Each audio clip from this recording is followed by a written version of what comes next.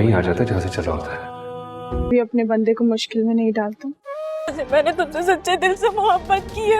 ये तो अल्लाह के बंदे ही होते हैं, इंसानों की जिंदगी में मुश्किल पैदा करते रहते। अच्छा है मेरा यकीन है तूने एक रुपया भी इसमें से निकाला, मैं तेरी जान निकाल। पर यहाँ आई थी, उन्हें किसी किस्म का झूठा सहारा नहीं दे सकती। इतने साल सिर्फ इसी डर से गुजार दिए।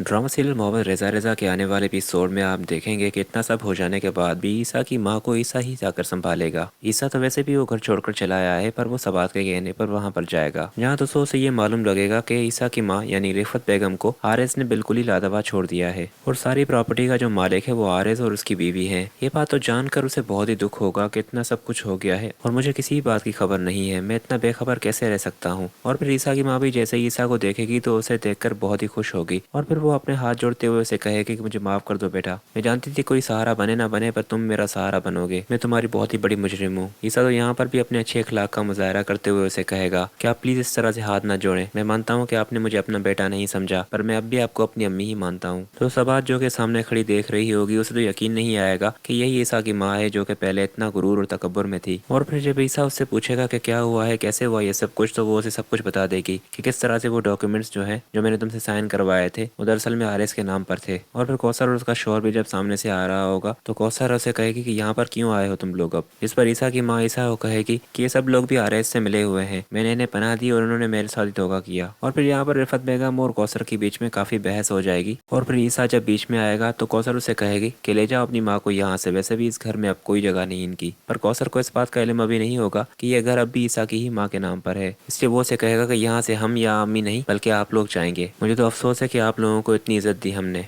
कौसर उसे कहेगी कि भाई हम क्यों जाएंगे, ये तो हमारा ही घर है, हमारी बेटी का घर है। तो फिर ईसा उसे प्रूफ वगैरह दिखाएगा कि ये घर मेरी अम्मी के नाम पर है और अब आप लोगों की यहाँ पर कोई जगह नहीं। कौसर जो कि इतनी अकड़ रही थी पहले, जब उसे ये सब कुछ मालूम लगेगा तो वही ईसा से गिड़गिड़ाते हुए कहेगी कि हमें यहाँ से मत निकालो, हम इस उम्र में कहाँ जाएंगे, हमारी बेटी भी नहीं है यहाँ पर। खैर यहाँ से तो ये दोनों निकल जाएंगे और उसके बाद आप देखेंगे कि आरएस जब देखेगा कि कौसर और उसका शौहर उसके पास आए हैं रहने के लिए तो वो उन्हें कहेगा कि मैं यहाँ पर आपको नहीं रखूंगा, आपको मैंने वही घर दिया था, वहीं पर रहना है आपको। और फिर जब बताएंगे कि वहाँ पर तो ईसा और सबात वाले आ गए हैं तो आरएस से कह देगा कि यहाँ पर रहने के लिए मैं आपको जगह नहीं दे सकता, सिर्फ 1-2 दिन के लिए आप यहाँ पर रह सकते हैं। खैर अभी आरएस की भी तबाही होनी है क्योंकि वो इतना एक्सपर्ट नहीं है ईसा की तरह के वो कारोबार को चला सके, पर ये सब कुछ सेकंड लास्ट एपिसोड में होगा। फिलहाल आने वाले एपिसोड में तो रिफत बेगम को एहसास हो जाएगा कि उसने ईसा के साथ कितना गलत किया। जिस बेटे को उसने धोखे से निकाला था इस घर से, उसी बेटे की वजह से वो दरपदर होने से बच गई है। और फिर रिफत बेगम को एहसास हो जाने के बाद वो सबात से माफी मांगेगी और उसे कहेगी कि मैंने तुम पर बहुत ही जुल्म किए हैं और तुम्हारे पहले बच्चे को भी मारा मैंने, मैं जानती हूँ कि बहुत ही देर हो चुकी है, पर इसके अलावा मेरे पास कोई चारा नहीं। जब मेरे सगे बेटे ने ही मेरे साथ धोखा किया तो मुझे एहसास हुआ कि जब कोई अपना किसी के साथ धोखा करता है तो क्या महसूस होता है।